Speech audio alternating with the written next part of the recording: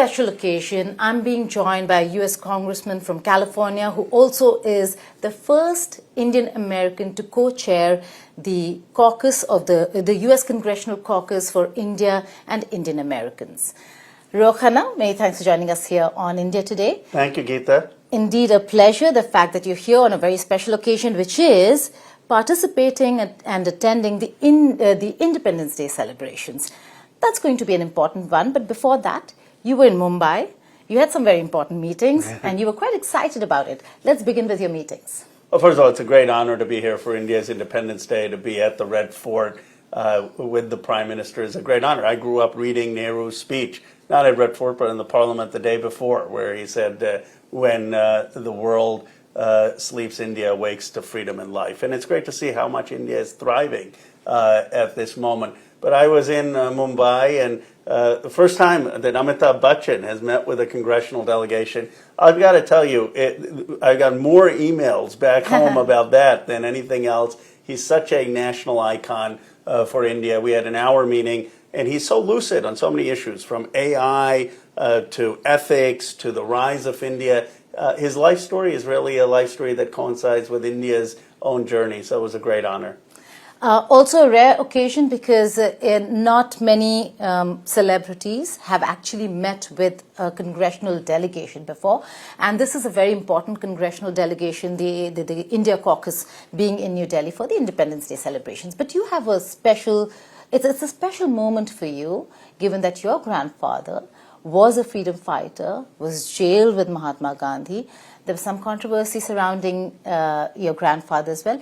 Explain to our viewers how that moment, of you being here and your grandfather having fought for India's independence means to you, and maybe a bit about the controversy as well.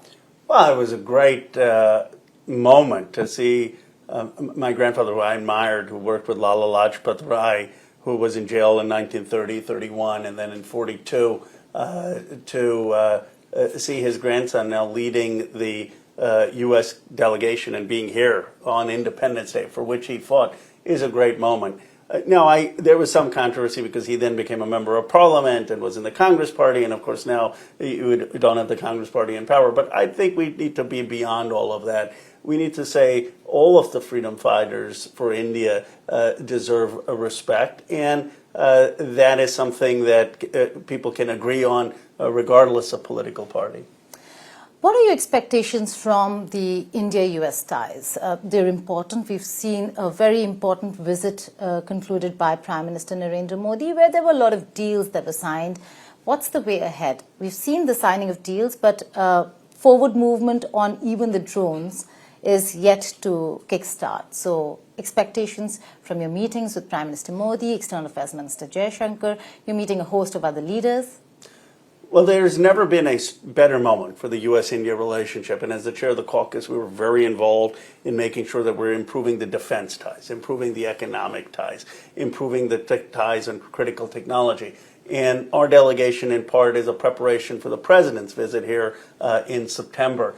But there are some things. I was in Hyderabad, and we learned that it's still a little bit difficult for the most critical technology for there to be cooperation between the United States and India's defense and in critical technology areas. And so one of the takeaways is that we have to, in Congress, make sure that India has the expedited status that other non-treaty countries that are allies with the United States enjoy, such as Israel and a number of other treaty countries like Japan and South Korea have. How do we get India in that space? And that is something that I will continue to work on when I'm back. So we're still a step behind various other countries with which the U.S. very comfortably shares critical technology. I would say there's been a large push forward and where India is considered a major strategic partner, major defense partner, but it's not where we are with Israel or Japan or South Korea, because that has been decades in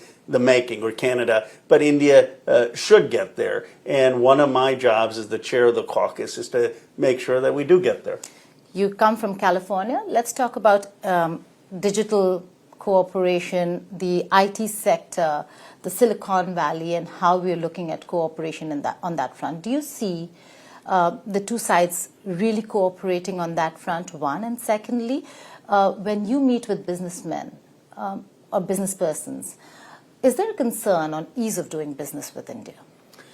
The cooperation is extraordinary. I mean, I'm very lucky. I represent the heart of Silicon Valley: Apple, Google, Intel, Yahoo, Cisco, LinkedIn, $10 trillion of market value in my district, 1/3 of the S&P 500. But what I've been amazed by is the interconnection already between Silicon Valley and India in Hyderabad, the T-Hub innovation center with all these startups, a lot of cooperation with Silicon Valley. You have the Boeing-Tata partnership that is helping make sure that America's military leads, that's creating so many jobs in America. I mean, Air India with this huge order that they have from Boeing.